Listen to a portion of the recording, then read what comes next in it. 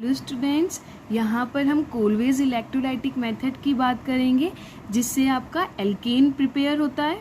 ठीक है, इसमें होता क्या है, आपके कार्बोक्सिलिक एसिड का डीकार्बोक्सिलेशन होता है। ठीक है, तो हम देखते हैं आगे स्टेप बाय स्टेप इसको।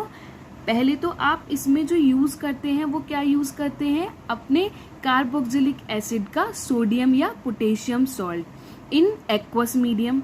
ठीक है, जब आप इसका इलेक्ट्रोलाइसिस कराते हैं तो आपको क्या मिलता है, एल्केन, आपको कार्बन डाइऑक्साइड H2 एंड आपका 2NaOH। ठीक है, सिंपल आपकी यही रिएक्शन है, ये आपकी बेसिक रिएक्शन है, कोलवे रिएक्शन ये है आपकी। ठीक है, बेसिक रिएक्शन ये है, क्या है कि आपने यहाँ पर क्या लिया, आपने सोडियम और पोटेशियम सॉल्ट, आप यहाँ पर, मैंने यहाँ पर सोडियम लिया है, आप यहाँ पर पोटेशियम भी ले सकते हैं। ठीक है, अच्छा स्टूडेंट्स, एक चीज़ याद रखिएगा यहाँ पर कि आप यहाँ पर क्या लेंगे, इथेनोइक एसिड का आपने क्या लिया है, पोटेशियम या सोडियम सॉल्ट।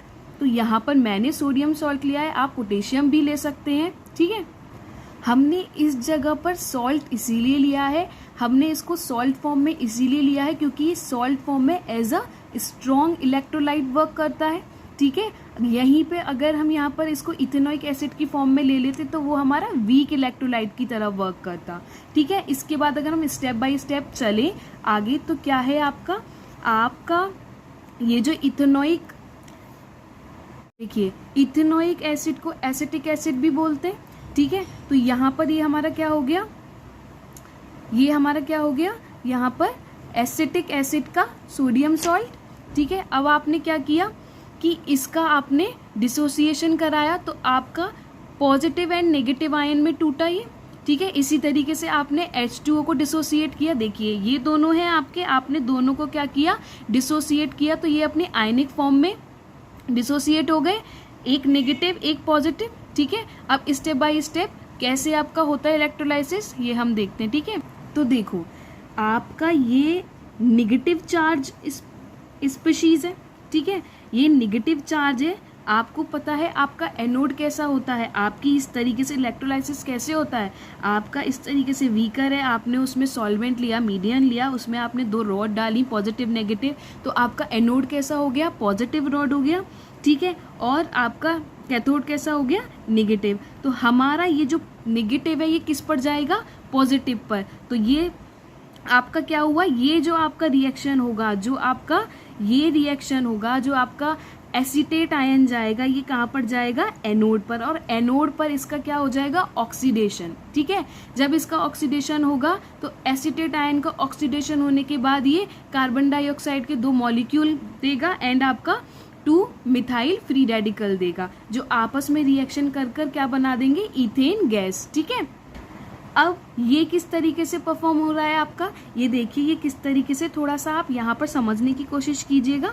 ठीक है, देखिए यहाँ पर समझिए, ये आपका CH3 C double bond O है ना, इस तरीके से है आपका। देखिए पहले आपका कैसे था, ये इस फॉर्म में था।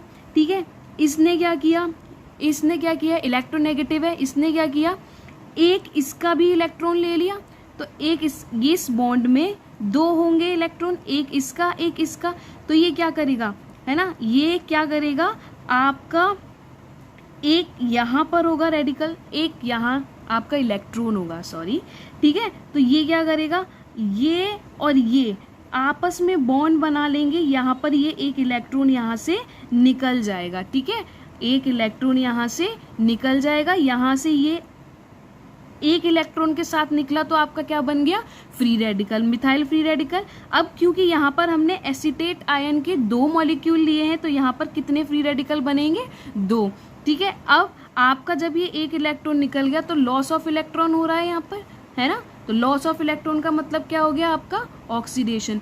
तो आपका मेन पॉइंट क्या है कि भाई आपका ऑक्सीडेशन कहाँ पर हो रहा है, एनोड पर। किसका ऑक्सीडेशन हो रहा है, एसीटेट आयन का। इसी तरीके से जब आप कैथोड पर चलेंगे तो वहाँ पर क्या मिलेगा आपको, H2O मॉलिक्यूल का रिडक्शन होगा।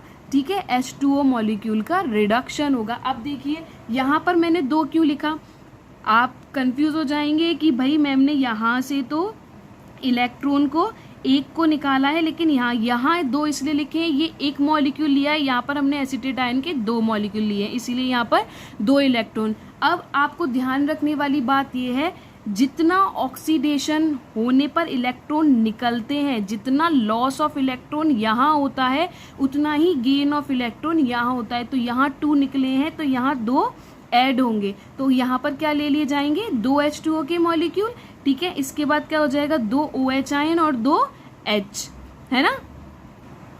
आप जरा इसे करेक्ट कर लीजिएगा, यहाँ पर ये साइन आप यहाँ OH माइनस ऐसे ही तो लिखेंगे, है ना, बाय मिस्टेक कभी कभी हो जाता है, ठीक है। इसके बाद क्या करेंगे आप, यहाँ पर 2 H+ निकले, ठीक है।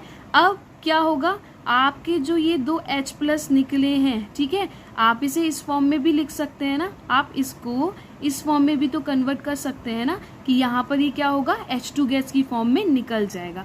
बस आपको एक पॉइंट ज़रूर ध्यान रखना है कि आपका जो कोलवेज इलेक्ट्रोलाइटिक मेथड है, इससे आप मीथेन का फॉर्मेशन नहीं कर सकते, ठीक है। ये मीथेन के लिए एप्लीकेबल नहीं है। अगर आपको समझ में आया तो लाइक एंड सब्सक्राइब करिए, ठीक है। अच्छे कमेंट्स कर, अगर आपको वीडियो अच्छा लगा तो कमेंट सेक्शन में कमेंट कर बताइएगा, ताकि मैं और अच्छी वीडियो बनाकर डालूं, ठीक है। और अगर आपको इसके बाकी के मेथड जानने हैं तो आपको डिस्क्रिप्शन बॉक्स में लिंक शेयर कर दूंगी मैं, ठीक है। आप वहाँ पर जाके मेरे चैनल पे जाइएगा, आप चैनल पे जाएंगे तो आपको वहाँ पर पूरा एल्केन का वीडियो है, मिल जाएंगे सारे method of preparation. Thank you.